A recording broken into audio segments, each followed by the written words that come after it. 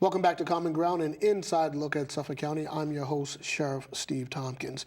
Now, on the flip side, we had Charlotte Golar-Ritchie here talking about her race, and now we have John Barros here, and he's going to talk to us and talk to you about why you should give him your vote for the next mayor of Boston.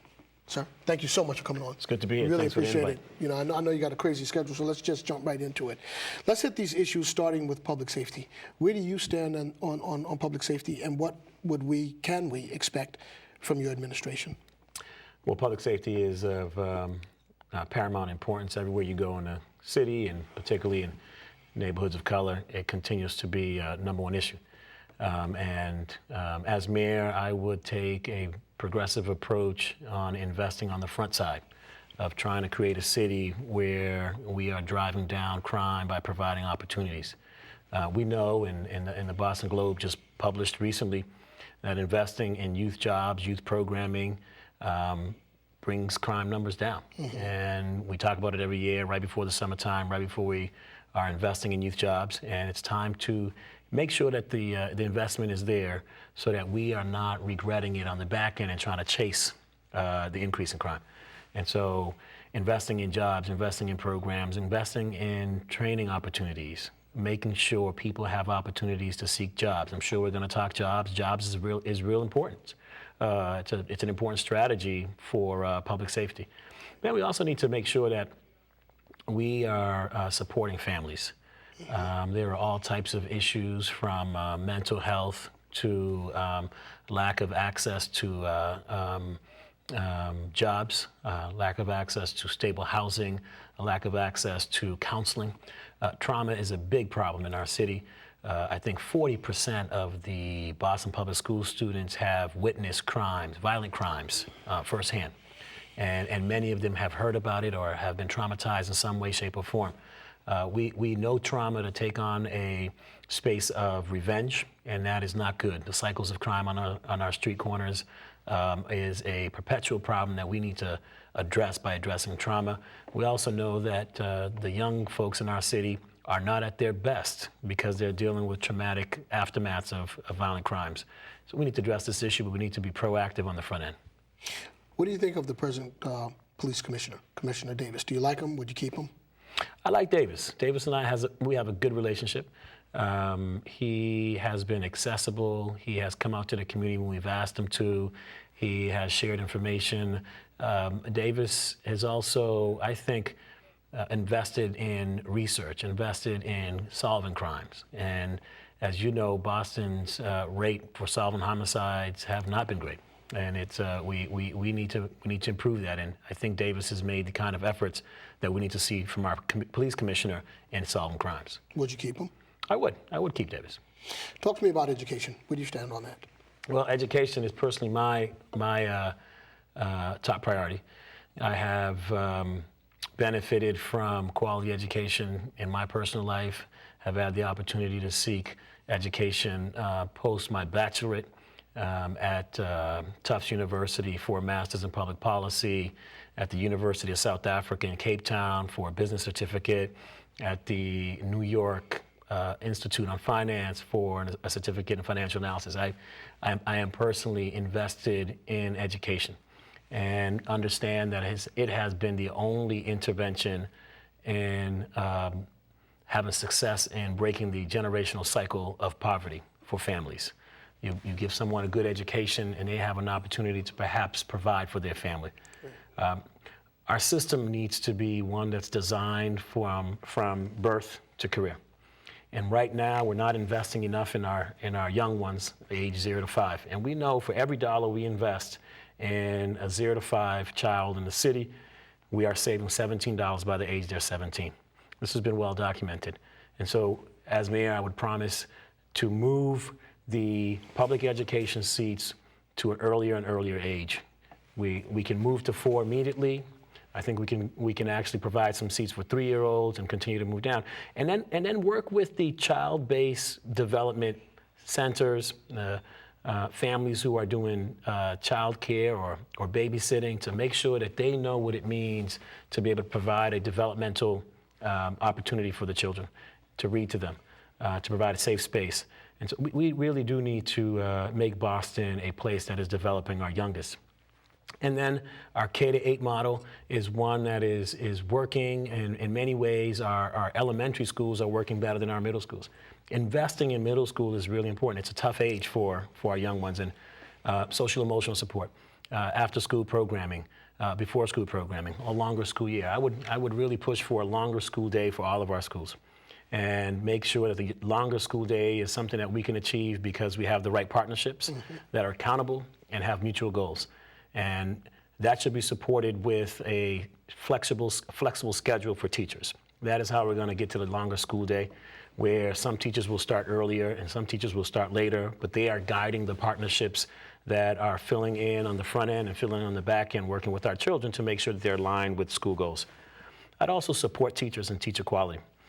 Instructional quality is at the heart of a quality school, and you can't get to the quality school or to quality schools in Boston before realizing that our teachers are not the problem.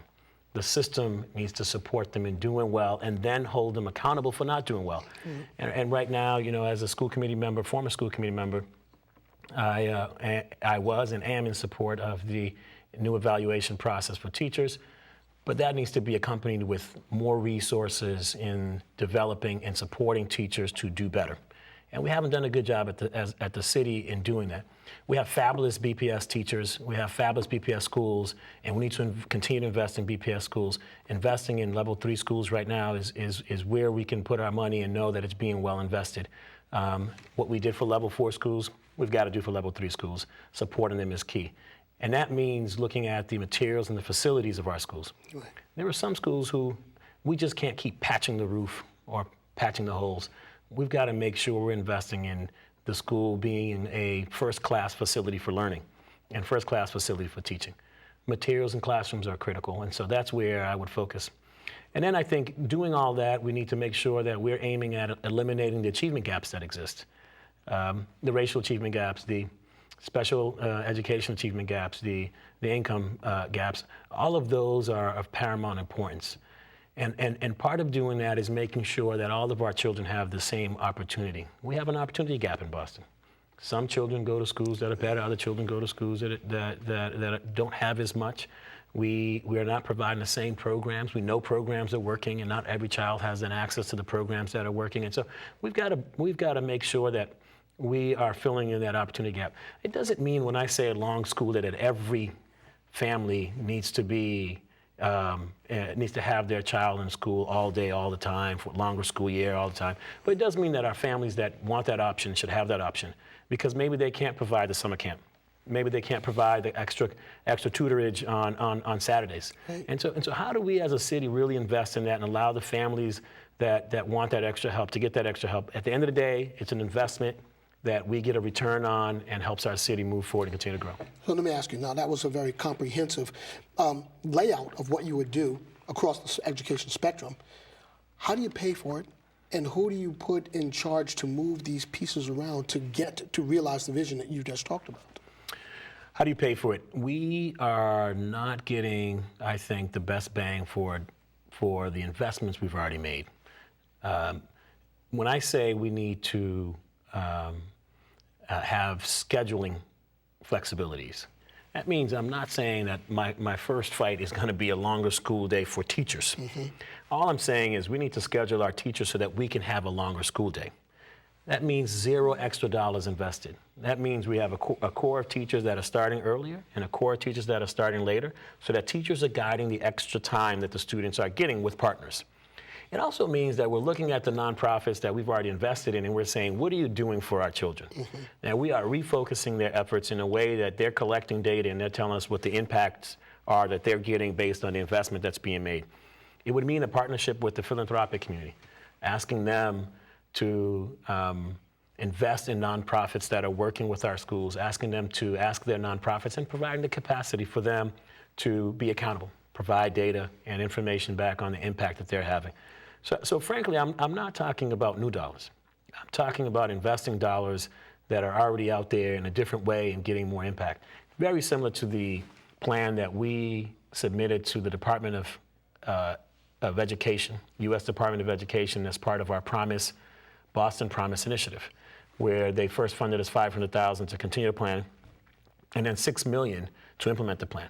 But the $6 million was granted under the understanding that we had identified and signed agreements with people locally to leverage $70 million. $70 million that's coming to our neighborhood that is not necessarily coordinated, that is not working or communicating in a way that we are leveraging each other's grants. And that's what I'm talking about. The city of Boston needs to be in the business of coordinating around our children, coordinating housing services that already exist, so to make sure that no child goes homeless. And that's one of the initiatives we have as part of our Promised Neighborhoods work, coordinating health services to make sure that our children have dental services. There's free dental services out there. All of BPS's kids should have free dental services.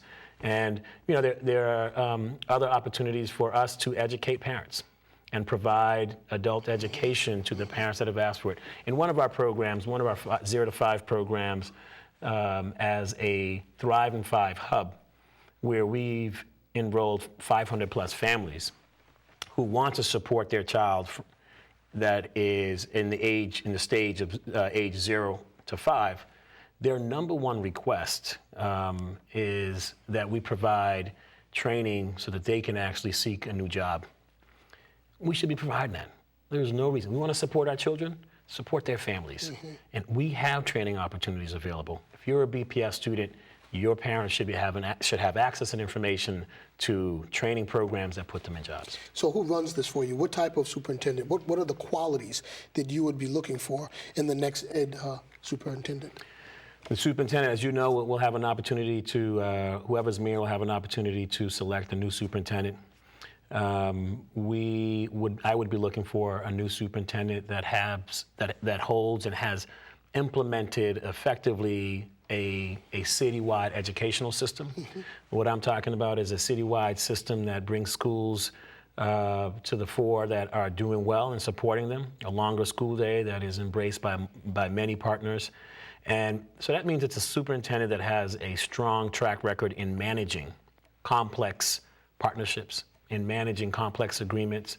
It's a superintendent that has demonstrated an outward look and not a closed system, but one that is asking those that are working with our children to come in and help, with some strict guidelines around data privacy, with some strict guidelines around accountability and what we expect from people and being able to share data with us on what they're doing. Let's switch over to the economy/jobs. Tell us where you stand with the present state of the economy in the Commonwealth, and how would you inspire businesses to come to the Commonwealth, and how would you grow young businesses? Those are the elements of a healthy economy. And let's look at the businesses that already exist here. There are some 1,000 jobs open in the LMA Boston area, so Longwood Medical area. All our health institutions are big job providers, but we're not necessarily providing them the labor force that they need to fill the jobs that they have and the vacancies that they have.